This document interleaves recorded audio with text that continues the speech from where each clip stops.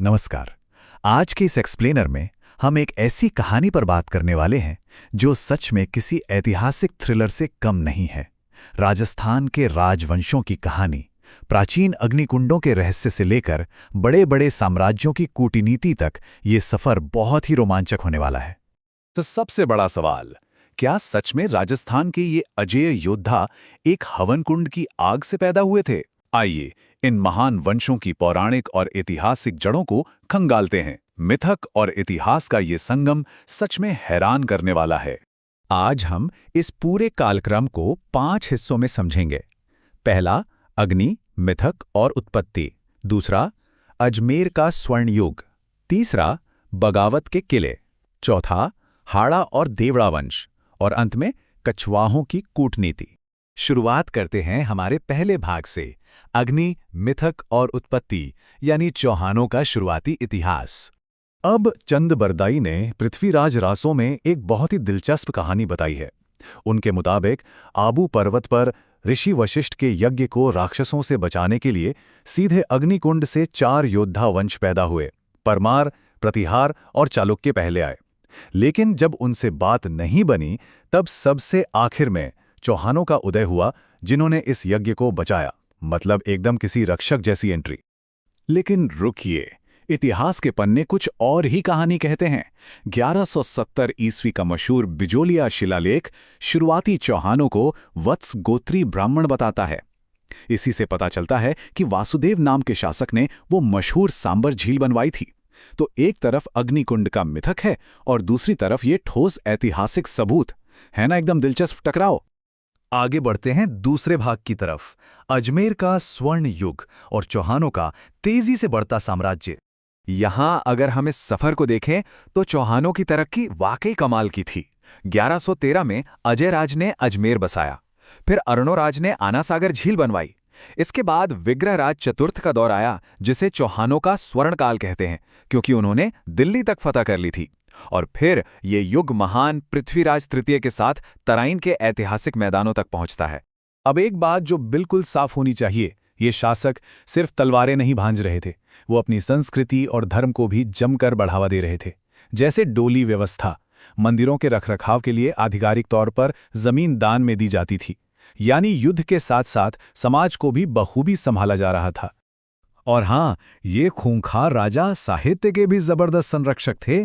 खुद विग्रहराज चतुर्थ ने हरकेली नाम का एक पूरा नाटक लिख डाला था, जो भगवान शिव और अर्जुन की लड़ाई पर था। पृथ्वीराज तृतीय ने तो 12वीं सदी में ही एक अलग कला और संस्कृति विभाग बना दिया था। सोचिए, उस जमाने में इतनी प्रोग्रेसिव सोच। अब आते हैं तीसरे भाग पर, विद्रोह के किले, जहां दिल्ली सल्तनत को कांटे की टक्कर मिली। इस दौर को समझने के लिए हमें कभी हार ना मानने वाले उस जज्बे को समझना होगा। ये साका और जौहर की वो दुखद लेकिन बहुत ही कठोर ऐतिहासिक सच्चाई है। जब किलों में हार पक्की हो जाती तो दुश्मन के आगे घुटने टेकने का कोई सवाल ही नहीं था। महिलाएं आग को गले लगा लेती थीं और पुरुष आखिरी सांस तक लड़ते हुए शहीद हो जाते थे। रणथंभौर के राजा हम्मीर इसी जज्बे की जीती जागती मिसाल थे। उन्होंने 17 में से 16 बड़े युद्ध जीते, लेकिन उनकी असली पहचान बनी उनका हठ, यानी उनकी जिद। अलाउद्दीन खिलजी के बागी सेनापतियों को शरण देने के बाद हम्मीर ने उन्हें वापस करने से साफ मना कर दिया। भले ही बाद में रतिपाल और रणमल जैसे अपनों ने ही उन्हें धोखा दिया, लेकिन अपने हठ के लिए वो हमेशा के लिए अमर हो गए। अलाउद्दीन खिलजी ने चौहानों की इस बगावत को कुचलने के लिए एक बहुत ही क्रूर अभियान चलाया। 1301 में रणथंभौर गिरा, 1308 में सिवाना और फिर 1311 में जालोर का पतन हुआ। ये पूरी टाइमलाइन धोखेबाजी से भरी पड़ी है। जालोर के किले का राज बेचने वाले बीका दैया का किस्सा ये साबित करता है कि कई बार दीवारें दुश्मनों के हथियारों से नहीं बल्कि अपनों के धोखे से ढह गईं। चलिए अब चौथे भाग का रुख करते हैं, हाड़ा और देवड़ा वंश, जहां सिरोही और कोटा का उदय होता है। बड़े किलों के पतन के बाद सब कुछ खत्म नहीं हुआ था। राजस्थान के नक्शे पर सिरोही के देवड़ा चौहान और हाड़ौती के हाड़ा चौहान अपनी अपनी बिल्कुल नई और अलग राहें बना रहे थे। अब यहाँ खुद को बचाए रखने की दो बिल्कुल अलग अलग रणनीतियां देखने को मिलती हैं। एक तरफ सिरोही के राव सुल्तान थे, जिन्होंने कड़ा विरोध किया और 1583 के दत्तानी युद्ध में सीधे अकबर की सेना को हरा दिया। वहीं दूसरी तरफ बूंदी के सुरजनहाड़ा ने कूटनीति अपनाई और 1569 में अकबर के साथ संधि करके रणथंभौर का किला मुगलों को सौंप दिया। कोटा की कहानी तो एक अलग ही राजनीतिक चालबाजी है। मुगल बादशाह शाहजहां ने कोटा को बूंदी से अलग करके माधो सिंह को दे दिया था, लेकिन असली गेम पलटा 1817 में। कोटा के एक बहुत ही दूरदर्शी दीवान थे जालिम सिंह झाला। उन्होंने अंग्रेजों के साथ एक ऐसी पूरक संधि कर ली कि राज्य की असली और पुश्तैनी ताकत राजा के हाथ से निकलकर सीधे दीवान के परिवार के पास आ गई। सत्ता का इतना बड़ा और अचानक बदलाव सच में हैरतअंगेज है। और अब हमारा पांचवां और आखिरी भाग, कछुआ कूटनीति, यानी गठबंधनों से कैसे ताकत बढ़ाई जाती है। तो मुख्य बात यह है कि जहां चौहान हर कीमत पर टकराने और सर्वोच्च बलिदान देने में यकीन रखते थे, वहीं कछुआओं का तरीका बिल्कुल अलग था। उन्होंने बहुत ही व्यावहारिक सोच अपनाई। अपने राज्य और लोगों को बचाने के लिए उन्होंने मुगलों के साथ रणनीतिक गठबंधनों और एकीकरण का रास्ता चुना। इस पूरी कूटनीति को समझने के लिए मुगलों के इस मनसबदार सिस्टम को समझना बहुत जरूरी है। ये सिर्फ कोई साधारण पद नहीं था, ये बताता था कि राजपूत राजा मुगलों के सैन्य और प्रशासनिक ढांचे में कितनी अंदर तक और कितने ऊंचे लेवल पर शामिल हो चुके थे। जिसके पास जितना बड़ा मनसब, उसके पास उतनी बड़ी घुड़सवार सेना और रुतबा। आमेर का ग्राफ मुगल दरबार में लगातार ऊपर ही जा रहा था। 1562 में भारमल ने मुगलों के साथ संधि की। फिर 70 के दशक में भगवंत दास 5000 के मनसबदार बन गए और 1605 आते आते मान सिंह को 7000 का मनसबदार बना दिया गया। उस दौर में किसी भी हिंदू कमांडर के लिए सबसे ऊंचा और शक्तिशाली पद था।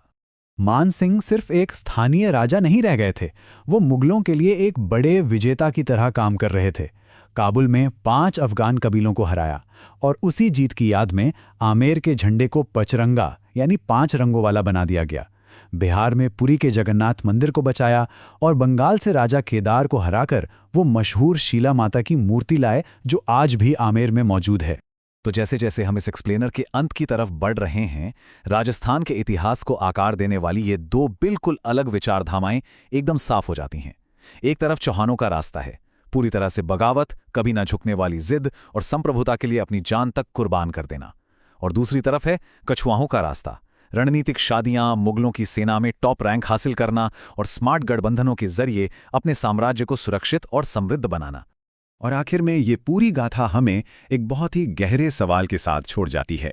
इतिहास ने असल में किससे ज्यादा तवज्जो दी, चौहानों की उस आग उगलती विद्रोही जिद को या फिर कछुआओं की उस शांत सोची समझी कूटनीति को?